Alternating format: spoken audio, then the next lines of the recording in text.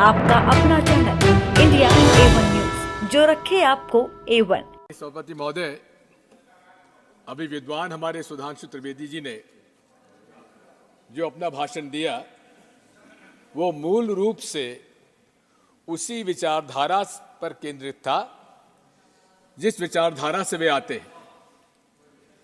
अंग्रेजों ने फूट डालो और राज करो की नीति अपनाकर इस देश पर राज किया और उन्हीं से प्रेरणा लेकर आज भारतीय जनता पार्टी और राष्ट्रीय स्वयंसेवक संघ इस देश में जिस प्रकार से फूट डालो और राज करो की बात कर रहे हैं, उसी पर उनका पूरा भाषण केंद्रित था। मैं तो उनसे इतना ही कहना चाहता हूं, उन्होंने 500 वर्षों बाद भगवान राम को उन्होंने स्थान दिलवाया। 500 वर्षों बाद नरेंद्र मोदी जी इतने महान हैं कि 500 वर्षों बाद भगवान राम को वो मंदिर में ले आए, लेकिन नीरव मोदी जैसे लाखों करोड़ रुपए लेकर भागे हुए लोगों को वापस नहीं ला पाए। ये लोग कहां हैं? वो लोग जो आपने वादा किया था कि काला धन वापस लाएंगे, भगोड़ों को वापस लाएंगे, कहां है वो आप? बात वही है, इन्होंने केवल अपने पहले हिंदू मुसलमानों को बांटा, अब भगवान राम के भक्तों को आप बांट रहे हैं। ये मैं आपसे कह देता हूं, मैं आपसे कह देता हूं, सीट पर बैठकर ना बोले। सभापति महोदय, अब मंदिर वहीं बनाएंगे। मंदिर जहां बाबरी मस्जिद तोड़ी वहां नहीं बनाया, वो जहां कांग्रेस पार्टी ने भूमि अधिकृत की थी और जहां शिलान्यास कराया था वहां मंदिर का निर्माण कराया है। इनका वही मंदिर वहीं बनाएंगे का कारण ये था कि जब तक मस्जिद नहीं टूटेगी तब तक इनका उद्देश्य पूरा नहीं होगा। यही भारत जोड़ो यात्रा हमें हम लोगों ने नफरत छोड़ो भारत जोड़ो का संदेश लेकर राहुल गांधी आज यात्रा कर रहे हैं। माननीय सभापति महोदय, हमेशा नरेंद्र मोदी जी कहते हैं सबका साथ, सबका विकास, बाद में जोड़ा सबका विश्वास और अब कह रहे हैं सबका प्रयास। मैं तो आपसे अनुरोध करना चाहता हूं, हर पहलू पर मोदी जी विफल हुए हैं।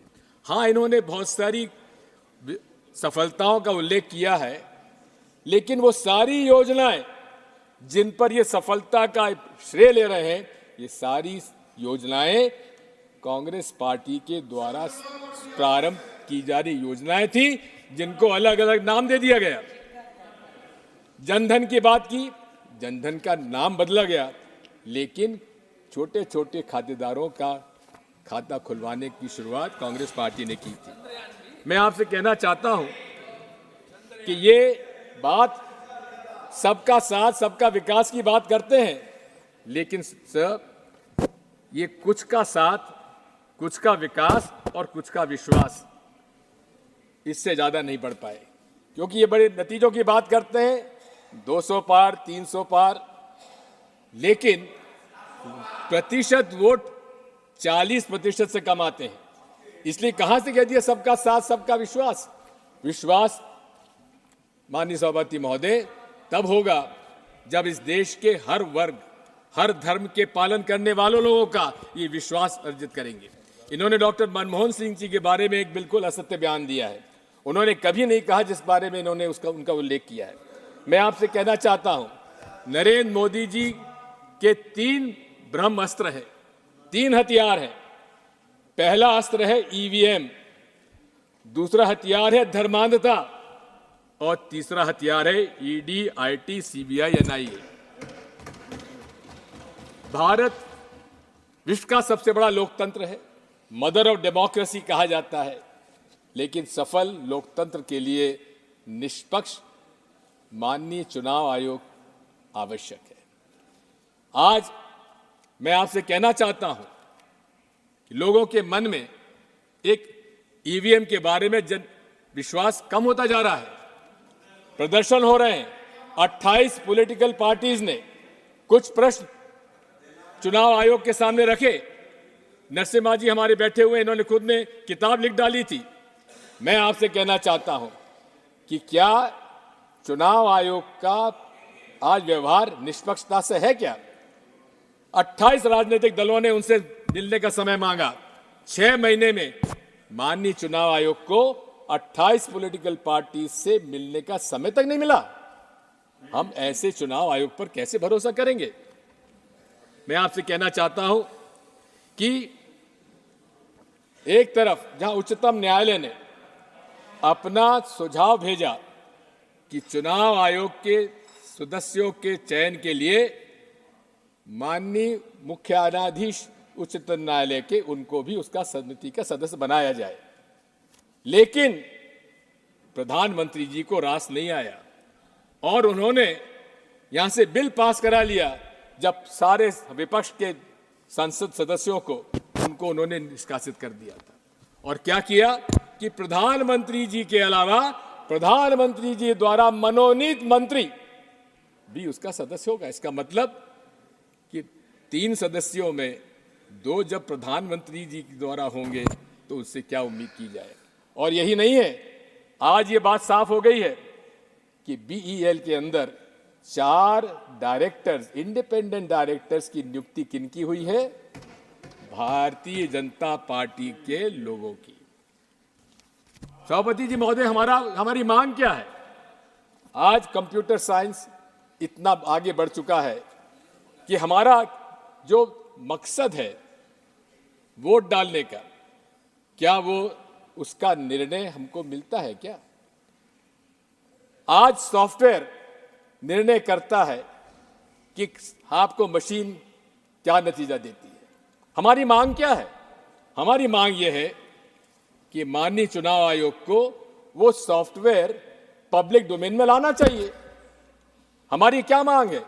ये मेरा अधिकार है, एक वोटर के नाते अधिकार है कि मैं जिसे वोट चाहूं उसको वोट पड़े। महोदय, कि इस पूरे विश्व में केवल 5 देश ऐसे आज हैं जहां ईवीएम के माध्यम से चुनाव हो रहा है। उसमें से ऑस्ट्रेलिया में जो सॉफ्टवेयर डाला जाता है वो पब्लिक डोमेन में है। मैं पूछना चाहता हूं आपके माध्यम से प्रधानमंत्री जी और पूरे मंत्रिमंडल से, क्या कारण है कि वो सॉफ्टवेयर बताने में क्यों इतने परहेज करते हैं? क्या डर है उन लोगों को? आज जब मांग उठ रही है जनमानस में कि चारों तरफ से कि हमें ईवीएम नहीं चाहिए, उस समय पूरे देश में ईवीएम का प्रचार करने के लिए चुनाव आयोग प्रदर्शन कर रहा है। अरे, हमें प्रदर्शन करने की आवश्यकता नहीं है। आप हमारी बात इतनी सी मान लीजिए, या तो आप बैलेट पेपर से चुनाव कराइए, जो 2018 में कांग्रेस पार्टी ने एआईसीसी रेजोल्यूशन में अपना मत रखा था, उस पर हम आज भी कायम हैं। और यदि आपको ईवीएम से इतना ही प्रेम है तो आप हमारे हाथ में वीवीपैट स्लिप जब नीचे गिरती है तो उसको हमारे हाथ में दे दीजिए और हम जाकर मतपेटी में डाल देंगे। इसमें क्या ऐतराज होगा? माननीय अध्यक्ष महोदय, सभापति महोदय, मैं आपसे इतना अनुरोध करना चाहता हूं कि दूसरा हथियार इनका धर्मांधता का है। धर्म से इनका कोई नाता नहीं है। हिंदुत्व एक आइडेंटिटी थी, सावरकर जी ने जिसको नाम दिया था, और उन्होंने खुद ने कहा था इसका कोई धर्म का लेना देना नहीं है। लेकिन बिना धर्म का उपयोग करे राजनीति में भारतीय जनता पार्टी जनता के बीच में चुनाव में नहीं जा सकती। और यहां तक कर्नाटक के चुनाव में नरेंद्र मोदी जी खुद उन्होंने वहां पे आम सभा में कहा, बजरंगबली का नाम लो और कमल के फूल पर बटन दबाओ। चुनाव आयोग, माननीय सभापति महोदय, मेरी आपत्ति इस बात की है कि अगर छोटी मोटी बात भी अगर कोई और अन्य दल का कर देता उसको नोटिस मिल जाता, लेकिन खुले रूप से नरेंद्र मोदी जी ने रिप्रेजेंटेशन ऑफ पीपल्स एक्ट का उल्लंघन किया है, अब इसमें सेक्शन 123(3)(a) का, लेकिन उस पर चुनाव आयोग ने संज्ञान में क्यों नहीं लिया? आज भी पूरे देश में धर्म के नाम पर ये व्यवसाय कर रहे हैं। वो राम मंदिर का निर्माण जो कि नरसिम्हा राव जी ने रामालय ट्रस्ट को सौंपा था, चारों शंकराचार्य और स्वामी रामानंदाचार्य के रामनिरचार्य जी 5 लोगों का रामालय ट्रस्ट बनाया, उसके हाथ में क्यों नहीं दिया? किसको दिया? विश्व हिंदू परिषद के हाथ में।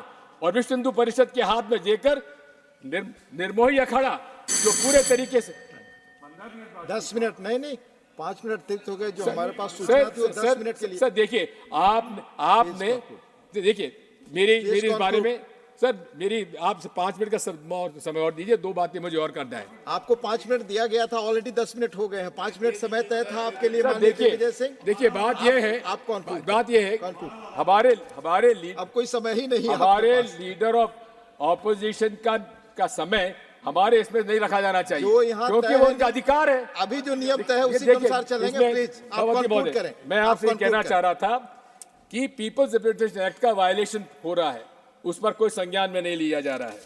मैं आपसे इतना कहना चाहता हूं कि आज तीसरा हथियार इनका है ईडी, आईटी, सीबीआई, एनआईए का। इसमें मोदी जी को कहते हैं मेरी गारंटी, मोदी गारंटी का एक आपको उदाहरण देना चाहता हूं। भोपाल के अंदर उन्होंने भाषण में कहा कि मेरी मोदी गारंटी, ये महाराष्ट्र के नेता, उन पर 70,000 करोड़ का घोटाला है, उनको मैं जेल भेजूंगा। लेकिन 3 दिन बाद क्या हुआ सभापति महोदय? जेल भेजने के बजाय उनको मुख्यमंत्री बना दिया गया। देवेंद्र फडणवीस कहते थे दादा चक्की पीसिंग। आज दादा जेल में नहीं, महाराष्ट्र के मंत्रालय में बैठकर मोदी जी गारंटी कर पीसिंग कर रहे हैं। मैं आपसे कहना चाहता हूं कि पूरी तरह से Bharatiya Janata party anti poor है, शुरू से रही है, कोई नई बात नहीं है। पूरे कॉर्पोरेट्स के पक्ष में इनका पूरी रही है पूरा। और इसीलिए कि हमारे जो डायरेक्टिव प्रिंसिपल्स में असमानता दूर करने का निर्णय था, उससे अलग अमीर और गरीब का असमानता बढ़ती चली जा रही है। मैं आपसे कहना चाहता हूं, इसके बहुत सारी बातें हैं। और इसी के साथ साथ हमारे पूरे देश में जर्नलिस्ट, एक्टिविस्ट, जो वो लोग हैं, उनको जेल भेजा गया। I'll take 2 minutes more. No, sir. 2 minutes, please. 2 minutes more. Sir, 2 minutes. I've already given you please. 12 minutes. Conclude. Sir, I had spoken to chairman, sir. Sir, मैं उसके तहत ही समय दे रहा हूँ already. Please, I'll take 2 minutes. Conclude. No. Only 2 minutes. Please conclude. Only 2 minutes. I'm concluding. Conclude. Sir, पूरे देश में activist, journalist, students, इनको अपराध लगाकर बेल नहीं दिया गया। क्या भीमा कोरेगांव के हो, सीए एनआरसी के हो, जेएनयू की, इनके सब के खिलाफ कार्रवाई की। मैं आपसे अंत में एक ही बात कहना चाहता हूं, इस देश एनडीए के अलायंस पार्टनर्स, बीजेपी के जो अलायंस पार्टनर्स हैं, उनके लिए मेरी एक जो कविता 1940 में लिखी गई थी, उसमें पढ़ के वो उसी में खत्म करें। वो पेस्टर मार्टिन न्यूमैन ने लिखी थी। First they came for the socialist and I did not speak out because I was not a socialist. Thank you. Then they came for communists. I was not a communist because I was not a communist, so I did not speak out. Thank you. Then they came for Jews. I was not a Jew, so I did not speak out. But when they came for me, K.R. Suresh there Reddy was no one left for. Mani Shri K.R. Suresh Reddy, please.